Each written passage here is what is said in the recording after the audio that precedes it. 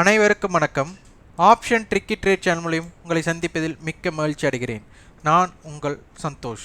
இன்னைக்கு ஏப்ரல் 4ஆம் தேதி சந்தை எப்படி முடிந்தது அப்படிங்கிறத பார்க்க போகிறோம். இதற்கு நியூஸ் பேஸரோ சார்ட் இண்டிகேட்டர்ஸோ எதுவும் இல்லாமல் எளிமையாக சந்தையை எப்படி பார்ப்பது அப்படிங்கிறது தான் இந்த வீடியோவின் நோக்கமே. இது பயிற்சிக்கான வீடியோ, எந்த பரிந்துரையும் நாம் வழங்குவதில்லை.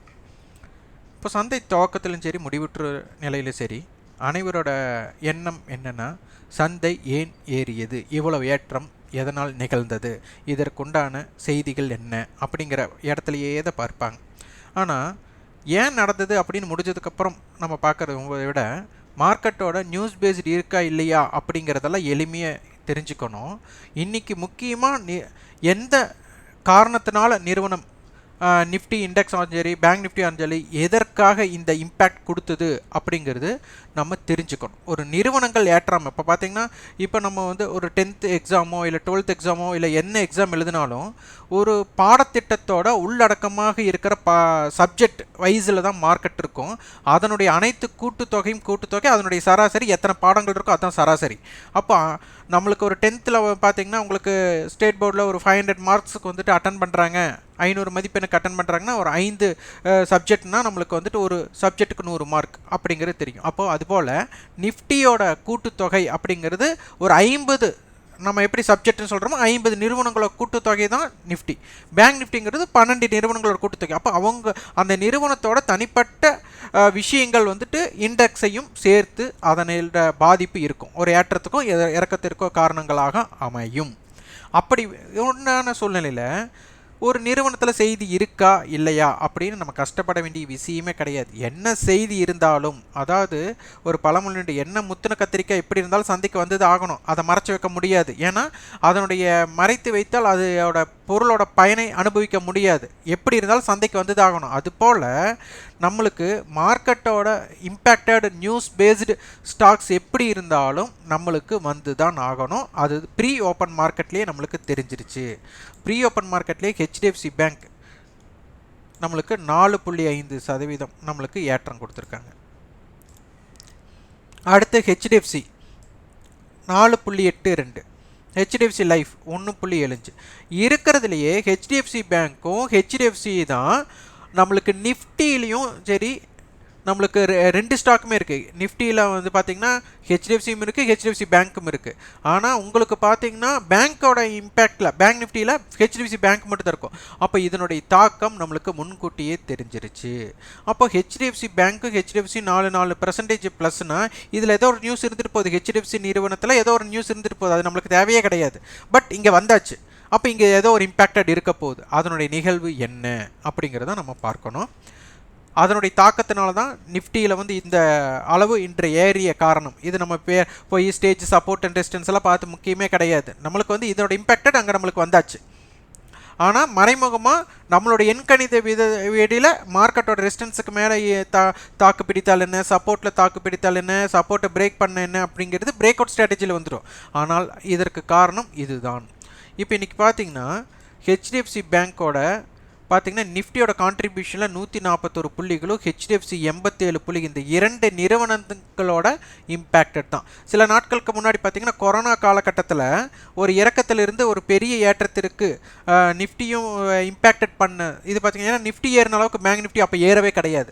அதற்கு முழு காரணம் ரிலையன்ஸ் தான். அப்போ ரிலையன்ஸோட ஒரே ஒரு நிறுவனத்தோட ஏற்றத்துமே நிஃப்டி இண்டெக்ஸை வந்து மாற்றக்கூடிய சந்தர்ப்பம் அமைந்தது. அதுபோல் இன்றைய இண்டெக்ஸோட மாற்றத்திற்கு முக்கிய காரணம் ஹெச்டிஎஃப்சி பேங்க்கு ஹெச்டிஎஃப்சி தான்.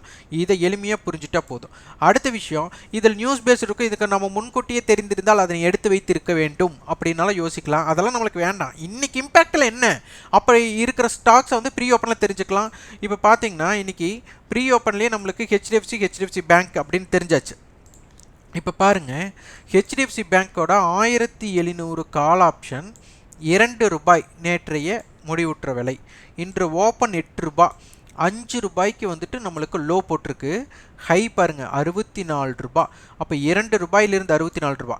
நீங்கள் ₹8 5 வந்திருக்கான். நீங்கள் ₹8 ஒரு ₹20 வாங்கியிருந்தாலும் கூட ₹2 10 மடங்கு ஏற்றம் அடைந்த பின் 10x சொல்லுவோம். அதை ஏற்றம் அடைந்த பின் வாங்கியிருந்தாலும் கூட ₹64 போயிருக்காங்க. அப்போ இதோட இன்வெஸ்ட்மெண்ட் என்ன, உங்களுக்கு 550 லாட் சைஸ் தான். அப்போ நீங்கள் 20 ரூபாய்க்கு வாங்கியிருந்தாலே ஒரு 11,000 12,000 தான் இன்வெஸ்ட்மெண்ட். ஆனால் ரிட்டர்ன் ஆன் இன்வெஸ்ட்மெண்ட் பார்த்தீங்கன்னா ஒரு 3 மடங்கு அந்த அளவுக்கு கிடைக்கக்கூடிய வாய்ப்புகள் இருந்துள்ளது. 2 மடங்கு 3 மடங்கு. அப்போ அந்த ஹெச்டிஎஃப்சி பாருங்கள், வெறும் ஹெச்டிஎஃப்சி இது நேற்று வாங்கி வைக்க வேண்டிய அவசியமே இல்லை. நீங்கள் 4 ரூபாய்க்கு நேற்று முடிவு இருக்கும்போது நான் வாங்க தவறி இருந்தால் பரவாயில்ல. 4 ரூபாயிலிருந்து 20 ரூபாய்க்கு நீங்கள் வாங்கியிருந்தாலும் கூட 131 ரூபா போயிருக்காங்க. அதனோட இம்பாக்ட் நினச்சி பாருங்கள். இன்றைக்கி 40 ரூபாய் க்ளோசிங். ஸோ மார்க்கெட்டை பொறுத்தவரை எளிமையாக நாம் எப்படி எடுத்துக்கொள்ள வேண்டும்? ஒரு விஷயம் நாளைக்கு இதுதான் நடைபெற போகுதுன்னு எடுக்கிறத விட அன்றைய தினத்தோட சூழ்நிலையில் அதை நம்ம பகுத்தாய்வு செய்து அன்றைய தினத்தோட லாப நஷ்டத்தை பார்த்தாலே போதும். இது அனைத்துமே ப்ரீ மார்க்கெட் ஓப்பனில் நம்மளுக்கு தெரிஞ்சிடும்.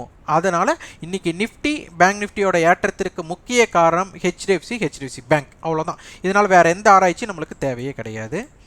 இப்போ சந்தையில் பார்த்துட்டிங்கன்னா நம்மளுக்கு ரேஞ்ச் ஹையுக்கு லோவுக்குள்ள ரேஞ்ச் இப்போ கிட்டத்தட்ட பார்த்தீங்கன்னா 17,800 வச்சுட்டா 314 புள்ளி நம்மளுக்கு கிடச்சிருக்கு ரேஞ்ச். அவ்வளோதான். நம்மளுக்கு எப்படி இருந்தாலும் திங்கக்கிழமை ஓப்பன் நம்மளுக்கு ரொம்ப முக்கியம். அப்போ 17,800 நம்மளுக்கு ரொம்ப முக்கியம். அப்போ 17,800லேருந்து 300 புள்ளிகள் நம்மளுக்கு வந்தாச்சு.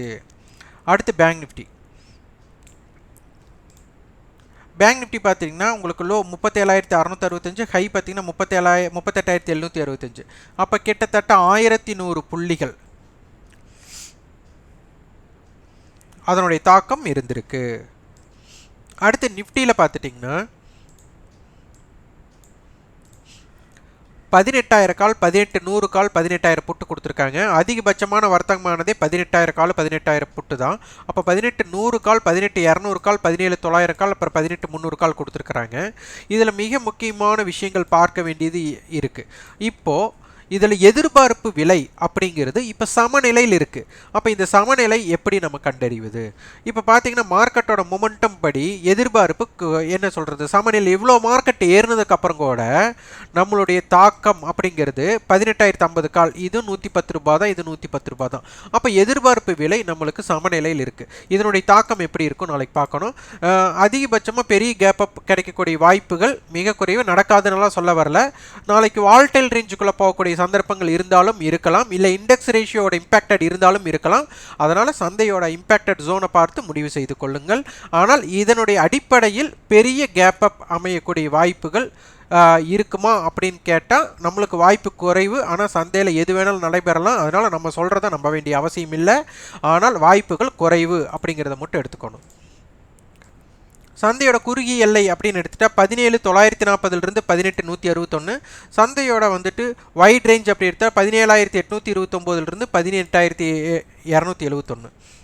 இதே ரெசிஸ்டன்ஸ் பார்த்தா 18,120, 18,161, 18,220.